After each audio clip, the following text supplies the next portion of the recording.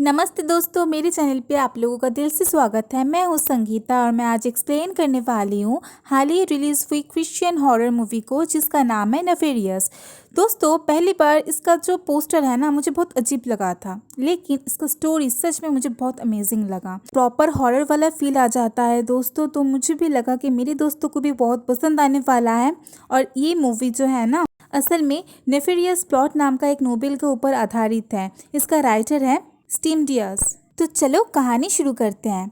कहानी की शुरुआत में एक विख्यात और अपने फील्ड में सबसे बेस्ट और बहुत अवार्ड जीते हुए डॉक्टर को दिखाया जाता है, जिनका नाम होता है एलन फिशर, जो कि अपने ऑफिस की छत से कूद के आत्महत्या कर लेते हैं। और उनका ऑफिस में उनके सब अवार्ड्स और फोटो खुद ब खुद ही गिरते हुए देख पाते हैं। मतलब यहाँ पे ज़रूर कोई पैरानॉर्मल रिलेटेड बात होगी। अब अगले सीन में हम देख पाते हैं एक हैंडसम यंग फिजिक्स डॉक्टर को, जिनका नाम होता है मार्टिन। उन्हें एक बहुत बड़ा क्रिमिनल जिसका नाम था एडवर्ड, उसे विजिट करना था, जो कि बहुत लोगों का मर्डर भी कर चुका है और बहुत क्राइम भी किया होता है। उसे फांसी का सज़ा दी गई है, लेकिन वो सबको बिलीव करवा देता है कि वो पागल है। यहाँ पे उसे मल्टीपल पर्सनालिटी डिसऑर्डर है, इसी वजह से उसे फांसी दिया नहीं जा सकता है। और उसका ट्रायल के लिए जेम्स हायर किया गया है, जिसको पहले doctor Alan Fisher regularly visit, checkup और स्टडी कर रहे थे, जो कि मारे गए होते हैं।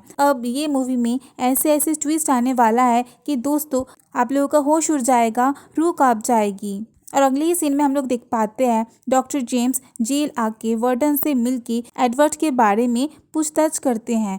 तो वार्डन कहते हैं कि वो बहुत चालाक है और सबको मैनिपुलेट करने में माहिर है, और ये भी कहते हैं कि जेम्स ज़्यादा उसके बातों पे गौर ना करे, बल्कि छुपा हुआ राज को ढूंढे। तब जेम्स कहता है कि छुपा हुआ राज को सबके सामने लाएगा और ये सब कुछ बहुत बारीकी से करेगा। उसके बाद वार्डन जेम्स को एडवर्ड के पास भेज देते हैं और कहते हैं कि 11 बजे उसका एग्जीक्यूशन होने वाला है और जेम्स का फाइनल डिसीजन शाम को 4 बजे के अंदर चाहिए। और अगली सीन में हम देख पाते हैं जेम्स एडवर्ड के पास आके अपने बारे में बताता है, लेकिन सबसे अजीब बात ये थी कि एडवर्ड को पहले से पता था कि वो कौन है, कहाँ से आया है, कहाँ पे पैदा हुआ था, कैसे ये करियर बनाया, कितने अवार्ड जीता है, ये सब कुछ। लेकिन जेम्स को थोड़ी सी भी हैरानी नहीं हुई, क्योंकि वो थोड़ा सा अपने करियर की वजह से फेमस था, जो कि उसके बारे में ये सब कुछ जानना बहुत ही आम बात है।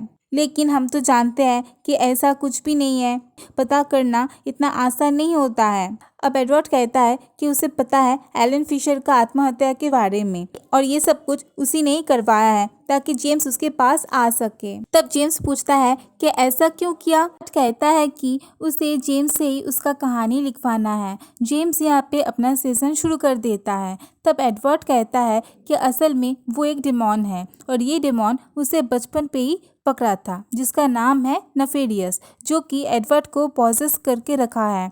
इसके लिए उस वक्त उसका बैप्टिज्म भी नहीं हुआ। फिर उसकी दादी माँ ने उसे एक बोर्ड भी गिफ्ट किया था, जिसकी वजह से वो डेमॉन और भी अच्छी तरीके से पॉसेस कर लिया। असल में जो भी काम नेफेरियस चाहता है वो एडवर्ड करना नहीं चाहता है, लेकिन पॉसेसन के हालत में ये सब कुछ हो जाता है। इंसिडेंट के वक्त आसपास के लोग समझ भी नहीं पाते हैं कि एडवर्ड पॉसेस्ड की हालत में है। इधर तो पुलिस भी सोचते हैं कि एडवर्ड सबको पागल बना रहा है। बातों ही बातों में वो कहता है कि मरने से वो नहीं डरता है, क्योंकि वो एक डेमॉन है जो कि कभी मर नहीं सकता है। और यहाँ पे एडवर्ड के अंदर से डेमॉन कहता है कि एडवर्ड उसका आखिरी स्टेज में है, और ये जो पोजीशन है ये 5 स्टेज में होता है। पहला एक्सट्रीम टेम्पटेशन, दूसरा ऑब्सेशन, तीसरा इन्फेस्टेशन, चौथा फाइनल पोजीशन, और 5वां है सब्जुकेशन, मतलब पूरा अधिकार। एडवर्ड के ऊपर अब पूरी तरह से डेमॉन का अधिकार हो जाता है, और यहाँ पे उसका मतलब जिसको फेटल ने बनाया है उसे डेमॉन्स जीत लेते हैं। फिर वो उन्हें खेलने के लिए लोग देते हैं,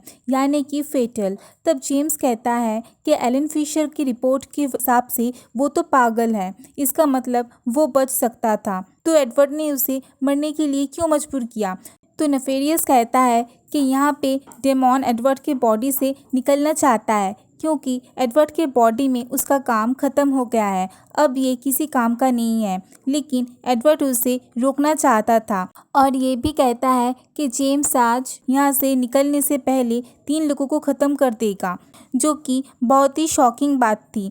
तो यहाँ पे जेम्स कहता है कि वो ऐसा क्यों करेगा, तो डेमॉन कहता है कि ऐसा ज़रूर होगा। तभी जेम्स वहाँ पे एक प्रीस्ट को बुलाता है और उन्हें देख के डेमॉन परेशान हो जाता है। तब प्रीस्ट उसे बात करता है, लेकिन एडवर्ड उसका कोई भी बात नहीं मानता और ये प्रीस्ट तब कहता है कि एडवर्ड कोई पोजीशन में नहीं है। तो ये सुन के एडवर्ड के अंदर डेमॉन चुप हो जाता है और प्रीस्ट को डरा के भगा देता है। तब जेम्स कहता है कि प्रीस्ट के बातों के हिसाब से तो कोई भी डेमॉन नहीं है। तो उसमें एडवर्ड उसे कहता है कि अगर वो प्रीस्ट के बातों को सच मानता है तो उसे एक बार पॉसेस करने दें। ये सुन के तो पहले ही जेम्स मना कर देता है, लेकिन बाद में राज़ी भी हो जाता है, लेकिन फिर भी डेमॉन उसे पॉसेस नहीं कर पाता है। और दोस्तों, इसका पता तो थोड़ी देर बाद ही खुलेगा। फिर यहाँ पे जेम्स कहता है कि वो एडवर्ड से बात करना चाहता है और तभी एडवर्ड डरी हुई हालत में बात करता है। वो डर के घबरा के रोते रोते कहता है कि वो ये कुछ भी नहीं किया है,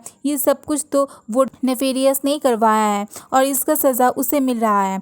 और वो शैतान ये भी मुझसे कहा है कि जेम्स के साथ वो बहुत ही बुरा करेगा। उसने तो डॉक्टर एलन फिशर को भी नहीं छोड़ा। एडवर्ड ये भी कहता है कि उसने एलन फिशर को बहुत बार कोशिश किया था समझाने के लिए, लेकिन वो तो विश्वास करना ही नहीं चाहा। और ये भी बोला डेमॉन ने कि तुम मतलब जेम्स उसे मार डालेगा। तो जेम्स कहता है कि वो ऐसा कुछ भी नहीं करेगा। और यहाँ पे एडवर्ड और भी कुछ बोलना चाहता, यहाँ पे नेफिरियस फिर से उसके ऊपर हावी हो जाता है और फिर नेफिरियस कहता है कि जेम्स तो अपने माँ को मार डाला था। पर जेम्स कहता है कि वो ऐसा कुछ भी नहीं किया, वो तो बहुत दर्द में थी और उन्हें लॉफुली तरीके से खुद को ख़त्म करने का ऑप्शन भी मिला था, जिसमें डेमॉन कहता है कि ऐसा कुछ भी नहीं था। असल में तो तुम्हें अपनी फ़ायदा दिखाई दे दिया था और फिर तुम अपने माँ के मरने के बाद मिलियन के प्रॉपर्टी का वारिस बन गए। और उसने पहले ही कहा था कि वो आज 3 जान लेके जाएगा। उनमें से जेम्स ऑलरेडी 1 जान ले चुका है, जो कि उसके माँ की ही जान थी। अब ये सब बातें सुन के तो जेम्स बहुत ही परेशान और गुस्से में आ जाता है, लेकिन फिर भी खुद को कंट्रोल करके सेशन जारी रखता है। तब डेमॉन एडवर्ड के द्वारा कहता है कि वो जेम्स के द्वारा एक किताब लिखाएगा, जो कि लोगों में फैल जाएगा और सबको डेमॉन के हिडन दुनिया के बारे में पता चलेगा और ये सब उनके दुश्मन मतलब ईश्वर को हर्ट करेगा। और ये तभी होगा जब भी ह्यूमंस को तकलीफ पहुंचाएंगे। अब ये सब सुन के जेम्स अच्छे से समझ जाता है कि एडवर्ड पूरी तरह से पागल हो गया है और वो उसका इंसेन डिक्लेरेशन पे साइन कर देता है। उसको फांसी नहीं होगी और उसे पागल खाना भेज दिया जाएगा। फिर वो चले जाने लगता है। अच्छे से डेमॉन नेफिरियस एडवर्ड के अंदर से कहता है वो ये फांसी रोक दे। ये सुन के भी जेम्स इग्नोर करके आगे बढ़ने लगता है और तभी शॉकिंगली एडवर्ड उसका गर्लफ्रेंड के बारे में कहता है, जो कि जेम्स के कहने से एबॉर्शन करने गई थी और वो माँ बनने वाली थी, लेकिन जेम्स अभी रेडी नहीं था, तो इसीलिए वो एबॉर्शन करने के लिए धमकी भी दे दिया था। और ये करके जेम्स खुद ही गॉड के क्रिएशन को हर्ट कर दिया। अब ये सब सुन के तो उसका होश उड़ जाता है। ऐसे उसको पता चला, ये सोच के वो बहुत परेशान हो जाता है और फिर वो वापस आता है और एडवर्ड से कहता है कि ये सब उसका पर्सनल मैटर है, इसमें कुछ भी गलत नहीं है। इस पे नेफिरियस कहता है कि एंशियंट टाइम से ही चलता आ रहा है ये सब कुछ और इसमें बच्चों को ही बलि होना पड़ता है। खुद से ही सही और गलत का फैसला कर लेते हैं। डेमॉन तो पहले ही बोला था जेम्स के हाथों से 3 जान जाएगी। यहाँ पे हमें पता चलता है कि ऑलरेडी 2 जान वो ले चुका था, दूसरा जान उसका अनबॉर्न बच्चा था। तब नेफिरियस कहता है कि उसका बच्चा मरने के बाद नरक में जा चुका है और डेमॉन का खिलौना बन चुका है। जेम्स ये सुन के परेशान हो जाता है और कहीं ना कहीं अपनी गलती का एहसास होता है। उसके बाद जेम्स वहाँ से निकल के अपने गर्लफ्रेंड को कॉल करता है, लेकिन वो पिकअप नहीं करती है। और उसके बाद वो उस क्लिनिक पे कॉल करता है जहाँ पे वो एबॉर्शन करने भेजा था। वहाँ पे कॉल करते ही उसका रिसेप्शनिस्ट उसे कहती है कि उसका गर्लफ्रेंड का एबॉर्शन कंप्लीट हो चुका है। अब वो समझ जाता है कि डेमॉन नेफिरियस जो भी कहा था वो सब कुछ सच कहा था। फिर वहाँ पे वार्डन आके समझ जाते हैं और कहते हैं कि उन्हें पता है कि एडवर्ड ने जेम्स का भी दिमाग के साथ खेल लिया है। उसके पास उसका वर्डिक्ट के लिए सिर्फ 1 घंटा ही बचा है। असल में यहाँ पे जितने भी जेलर्स थे सब लोग ही चाहते थे कि एडवर्ड का फांसी हो जाए, क्योंकि वो बहुत सारा पाप किया था। और इधर नेफिरियस एडवर्ड के बॉडी से आज़ाद होना चाहता था, इसीलिए वो जेम्स को चुना। जेम्स वापस एडवर्ड के पास जाके पूछता है कि उसे इतना सब कुछ कैसे पता, जिसमें डेमॉन कहता है वो हमेशा से ही जेम्स के ऊपर नज़र रख रहा था क्योंकि वो उसे चुना था। मतलब दोस्तों, यहाँ पे नेफिरियस जेम्स को ही पॉसेस करने की चक्कर में था। अब जेम्स उसे कहता है कि वो अभी जो कुछ भी पूछेगा उसका सब सही सही जवाब दे, क्योंकि वो ही उसका फांसी रोक सकता है।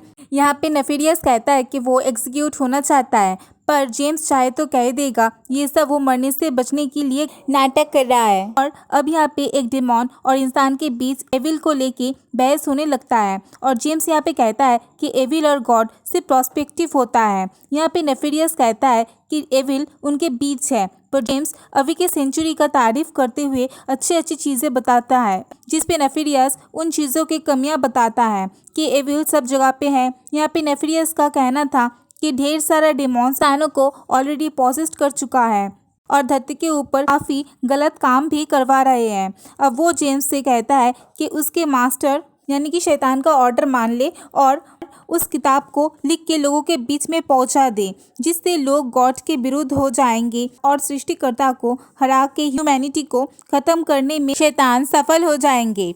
उस किताब में सेंस के बारे में चीज़ें होंगी, शैतान डेमॉन के बारे में भी कुछ चीज़ें लिखा होगा और इंसान फिर डायरेक्शन से बिना फिक्र के मूव ऑन कर पाएंगे और ऐसे ही एविल शुरू होगा। अब जेम्स इसके लिए साफ मना कर देता है, जिस पे डेमॉन कहता है कि जेम्स वो किताब ऑलरेडी लिख चुका है, लेकिन जहाँ तक जेम्स को याद था वो ऐसा कोई भी किताब नहीं लिखा था। अब इसी आर्ग्यूमेंट के अंदर वार्डन जेम्स को बुलाते हैं और वो वहाँ पे जाता है। वहाँ पे एडवर्ड का जेल में उसका नाम का एक पूरा किताब था, उसका बचपन से अभी तक सभी डिटेल्स लिखी हुई थी और एडवर्ड की यही खासियत था कि वो जिस इंसान को यहाँ पे पॉसेस करता था या फिर जिसको मारने वाला था उसका पूरा डिटेल्स उसके पास होता था, क्योंकि वो डेमॉन था। और एक किताब भी मिलता है जिसका नाम था द डार्क गॉस्पेल, जिसका ऑथर और कोई नहीं बल्कि जेम्स खुद ही था, जिसको यहाँ पे बाइबल से कंपेयर कर रहा था। यानी कि दोस्तों उसे आप एपिल बाइबल भी कह सकते हो, लेकिन जेम्स को अच्छे से याद था कि वो ऐसा कोई भी किताब नहीं लिखा था। खैर, अब वार्डन जेम्स को कहते हैं कि ऐसा डिटेल्स एडवर्ड अपने बाकी विक्टिम्स के लिए भी रखा किया था और अगर गलती से जेम्स उसे छोड़ दे तो फिर वो उसको भी मार देगा, जिस पे जेम्स कहता है कि वो पूरी विल पावर से अपनी डिसीजन लेगा। फिर जेम्स एडवर्ड के पास जाता है और यहाँ पे एडवर्ड अपना रिस्ट को तोड़ के जेम्स के ऊपर हमला कर देता है और टेबल पे उसका सर को जोर से पकड़ के कहता है कि जेम्स अपनी जान का भीख मांगे, जिसके चलते जेम्स ऐसा ही करता है और डेमॉन उसे छोड़ देता है। और तभी जेम्स समझ जाता है एडवर्ड जो भी कह रहा था वो सब कुछ नाटक था, वो बिल्कुल फिट है, मतलब वो पागल नहीं है, अब उसका फांसी हो सकता है और फिर डिक्लेयर कर देता है असल में यही तो डेमॉन नेफिरियस चाहता था। और तभी बाकी पुलिस आके उसको पकड़ लेता है और जाते वक्त वो कहता है कि वो यहाँ से जाते जाते 3 जाने ले जाएगा और जेम्स यहाँ पे तीसरी जान एडवर्ड का ही लिया था। अब एग्जीक्यूशन की तैयारी होता है और वहाँ पे उसका सब विक्टिम्स यानी कि परिवार वाले भी आ गए होते हैं और तभी वहाँ पे एडवर्ड को तैयार करके लाया जाता है, जो कि बहुत दुखी था क्योंकि वो तो कुछ भी नहीं किया था ना, बेकसूर था और जो सज़ा मिल रहा था उसका हकदार वो नहीं था बल्कि डेविल था। और यहाँ पे नेफिरियस तो बहुत ही खुश था अपने आज़ादी के लिए। इवन वो एग्जीक्यूशन भी इलेक्ट्रिक चेयर वाली चूज़ किया था ताकि एडवर्ड का बॉडी बहुत ही ज़्यादा तड़पे। वो कई बार ऐसे ही एडवर्ड को तड़पा चुका है पहले भी। अब एग्जीक्यूशन के वक्त वहाँ जेम्स भी मौजूद था। एडवर्ड को जब वहाँ पे लाया गया तो वो चीखते चिल्लाते हुए कहता है कि वो सबको बता दे कि वो निर्दोष है, लेकिन जेम्स को उस पर एकदम भी विश्वास नहीं था। फिर यस उसके ऊपर हावी होके जेम्स को कहता है क्या वो शैतान की किताब को इंसानों के बीच फैलाएगा। जेम्स साइलेंटली मना कर देता है और अगले सीन में एडवर्ड को इलेक्ट्रिक शॉक देके खत्म कर दिया जाता है, जिसके कुछ ही टाइम बाद नेफिरियस जेम्स को पॉसेस्ड कर लेता है।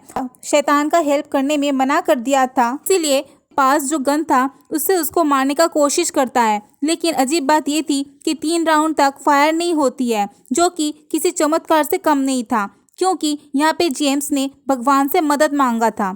और तभी पुलिस ऑफिसर्स आके उसे पकड़ के गन को ले लेते हैं।